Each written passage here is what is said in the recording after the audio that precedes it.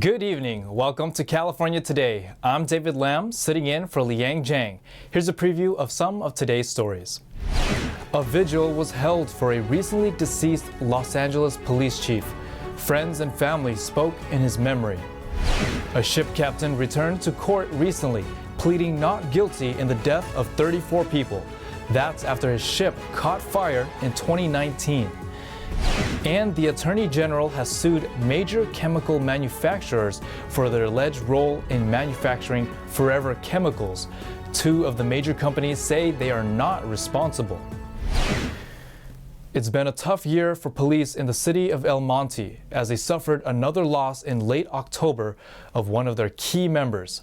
NCT's Jackie Rios went to find out how the police department and community are dealing with the loss. It's been a difficult year for the El Monte Police Department as they suffered another loss. Chief Ben Lori passed away on October 24th, and the El Monte community has gathered this night to pay their respect to the Lori family. Reset! Move! The candlelight vigil and ceremony named the celebration of life of Chief Ben Lori also saw community leaders, members of law enforcement, and Lori's family in attendance. They described Lori as a man of integrity who cared more for others than himself. Always trying to do the right thing, but with a great sense of humor. He liked to make sure that every person was important, and he listened to them, and he enjoyed being around them. The current chief, Jake Fisher, said Lori had both brain and brawn. He used his muscular appearance to his advantage, catching people off guard. Fisher said the loss of Lori added to an already difficult year for the department. That's because El Monte Police have suffered the loss of several members this year. Very challenging. Obviously, we lost 2 officers in June, and we just lost our Chief Lowry. But we are a very close-knit, tight police department, and we will pull through this, and we will overcome this, and we will be stronger and more united in the days, months, and years ahead. Lori's father mentioned how deeply the loss of those 2 officers impacted his son. About 6 months ago, the very day he found out that the 2 officers were murdered here, he had a doctor's appointment, and he went to the doctor, and the doctor told him, Ben, I'm sorry to tell you that the cancer that we thought was in remission has returned. And the doctor said, I'm sure that's not the news you wanted to hear today. And Ben's answer was, that's not the worst news I heard today. The worst news is that 2 of my officers are down. And so he didn't complain about himself. He was concerned about others, and that was the kind of guy he was. Well, I think first and foremost, I think it's most important that people never forget that behind the badge is a human being. We are human beings, just like everybody else here. And so what I would really like for the community to remember him is as a loving husband and father and a tremendous leader to our community. Despite the somber atmosphere, Lori's mother, Marilyn, showed where her son's great sense of humor came from. I'm sure Ben would want me to tell the world that he was my favorite son. We have 6 sons. Ben was the youngest. He was 5 minutes younger than his twin brother. So I must say to the world, Ben was my favorite youngest son named Ben. He could just whisper in my ear, Mom, you got to tell the world all about me. So that's part of his sense of humor. There will be a celebration of life civic memorial service on Monday, November 14th. El Monte police officers and law enforcement departments will gather in remembrance of the years of service Lori dedicated to his department. Jackie Rios, NTD News, Los Angeles, California. A boat captain indicted for manslaughter related to a 2019 boat fire has pleaded not guilty. He's allegedly responsible for the deaths of 34 people from a fire aboard his dive boat off the Southern California coast. A federal grand jury issued a new indictment last month, alleging that Captain Jerry Boylan acted with gross negligence aboard his boat, the Conception, during one of the deadliest maritime disasters in recent U.S. history. During a hearing on Thursday, he pleaded not guilty. A judge threw out the original case on the third anniversary of the September 2, 2019 tragedy. Boylan faces 10 years in prison for a single count of misconduct or neglect of a ship officer, a pre-Civil War statute known as seaman's manslaughter that was designed to hold steamboat captains and crew responsible for maritime disasters. All 33 passengers and a crew member who were trapped in the Conception's bunk room below deck died. Boylan and 4 other crew members escaped. The state's attorney general recently sued over a dozen corporations, including 3M and Dupont. He alleged they were covering up the dangers of certain chemicals in their products. On Thursday, Attorney General Rob Bonta, representing the state of California, accused 3M, DuPont, and 16 smaller companies.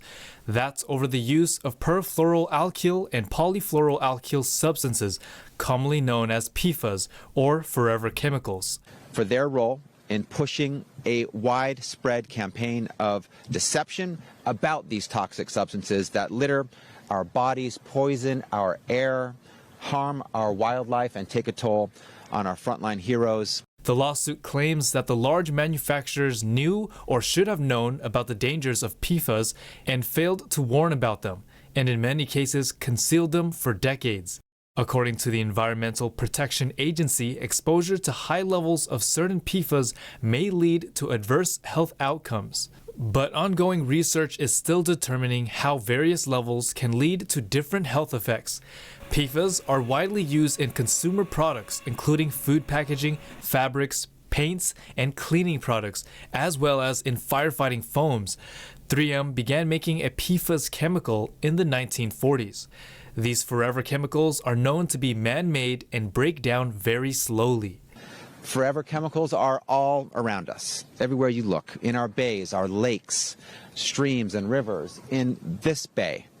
They're in our fish, our wildlife, our soil, in our very bodies.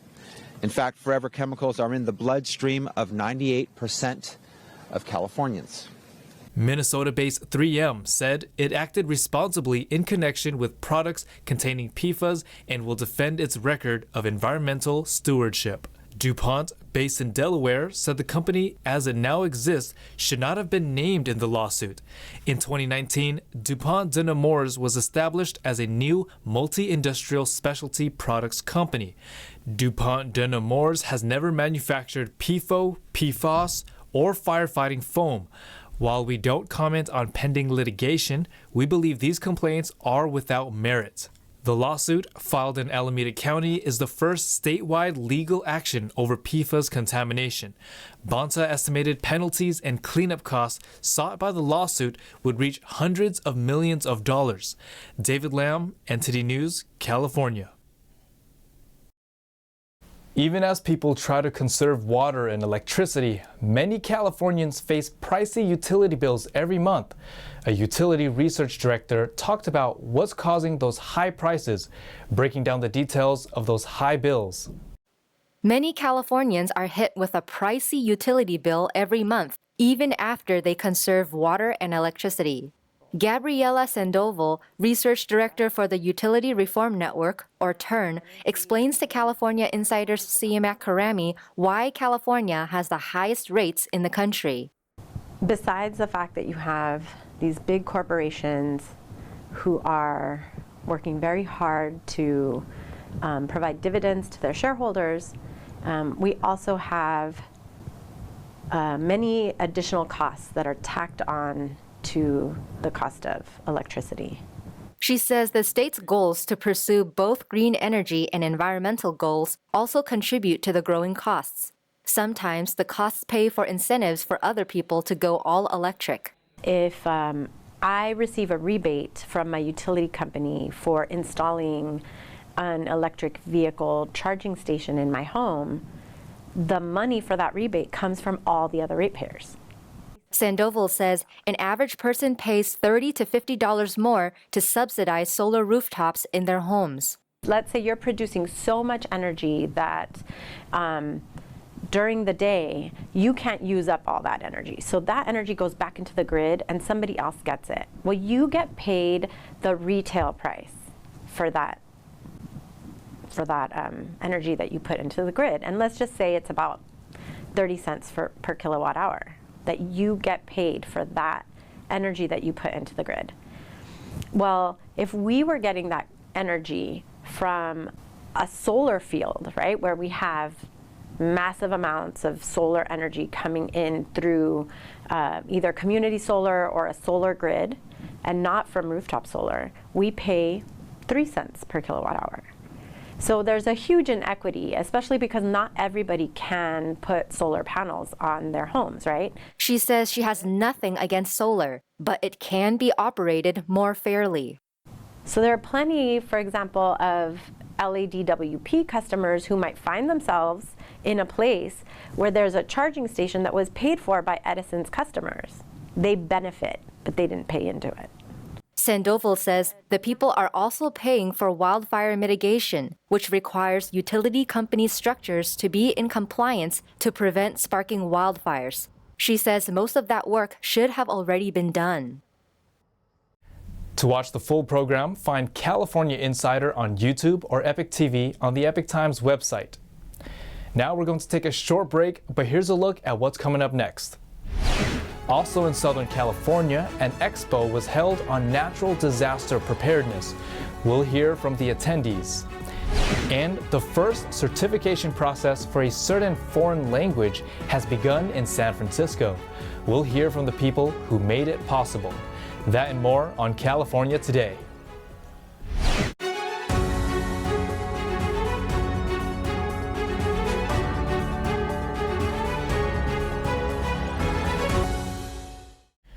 California is no stranger to different natural disasters, from earthquakes to floods, droughts, wildfires, and the latest tornadoes, which makes it a perfect place to have the Natural Disaster Expo.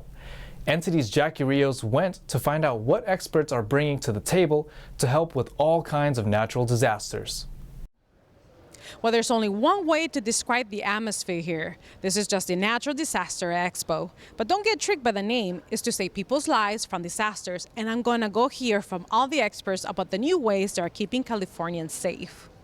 This is the first time the Natural Disasters Expo has been held in California, bringing with it exhibitors, new products, and some of the latest technology in disaster response. Major Steve Estes came to check out the latest technology in search and rescue operations. I've been talking to people here doing the drone work, and they were trained originally in the National Guard. So many people here have a military background, and that's what the military can do, is we can deploy quickly in a highly organized fashion. For others, such as MMA fighter Quinton Jackson, coming to the expo was to support Quality Environmental Inc., as the owner became his friend after the company came to fix a water pipe which had erupted in his home. Whatever they do, whenever he needs me to come and show my face, help out, whatever, I'm there. This guy, he's taken great care of me over the years, but that one thing, that was like my favorite house. Then there are Chris Chittick and Ricky Forbes, who are TV personalities as professional storm chasers. For them, doing what they love, chasing tornadoes and making a living at it, is a dream come true. So Twister, I think definitely came out in 1996, and it definitely ignited, wow, that's pretty cool. I wish I could do that kind of a thing. And then you just turn your dream into reality, and here we are 24 years later. And I was like, nobody chases tornadoes. He's like, no, they do. And so I went and gave it a shot, saw my first tornado, and it was really captivating. When you see these storms are so big, they're 60, 70,000 feet tall, and these are living beasts above you. It's really powerfully beautiful, and it's been drawing me back for 10 years now. Dr. Janine Wilmoth also provided sound advice, which is to be prepared for any natural emergency. It's so important to be prepared at home. Most importantly, having a to-go bag, something ready for 3 days supply for you and your family, a communications plan. You may not be able to rely on your cell phone. And so having something on paper with phone numbers, that's important as well. And knowing the hazards in your community. Experts related to all natural hazards, including earthquakes, wildfires, storms, and flooding, were in attendance at the Expo. Guests learned about the latest products and heard from professional speakers in disaster management. The Expo took place on November 9th and concluded on November 10th. Jackie Rios, NTD News, Anaheim, California.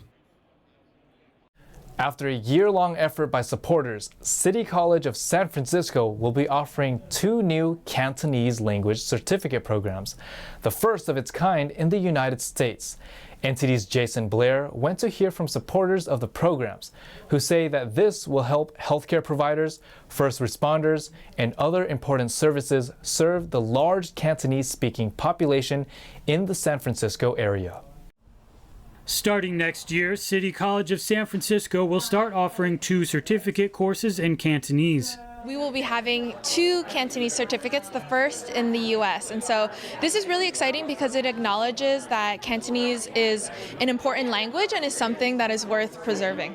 According to the Cantonese Language Association, there are only 18 higher education institutions in the U.S. offering Cantonese classes. Though there are other classes, this certification program is the first of its kind in the United States.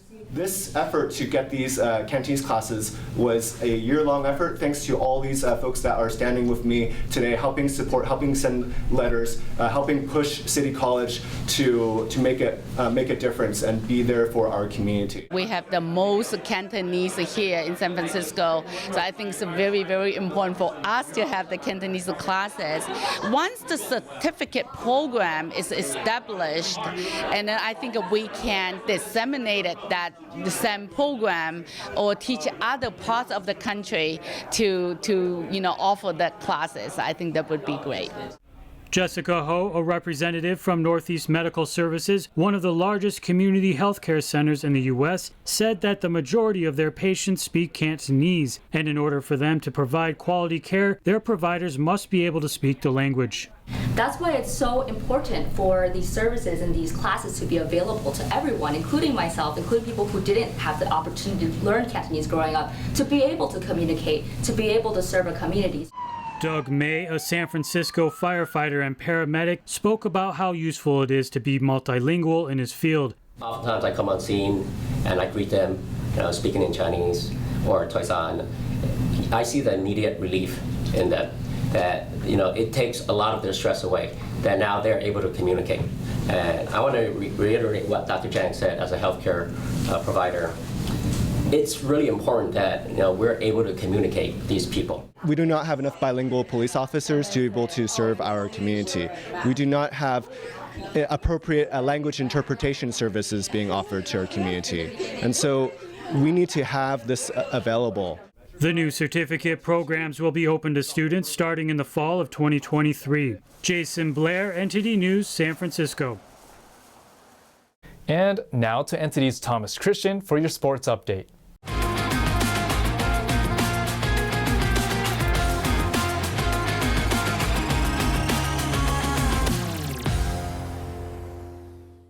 I'm Thomas Christian, giving you the California Today Sports Roundup.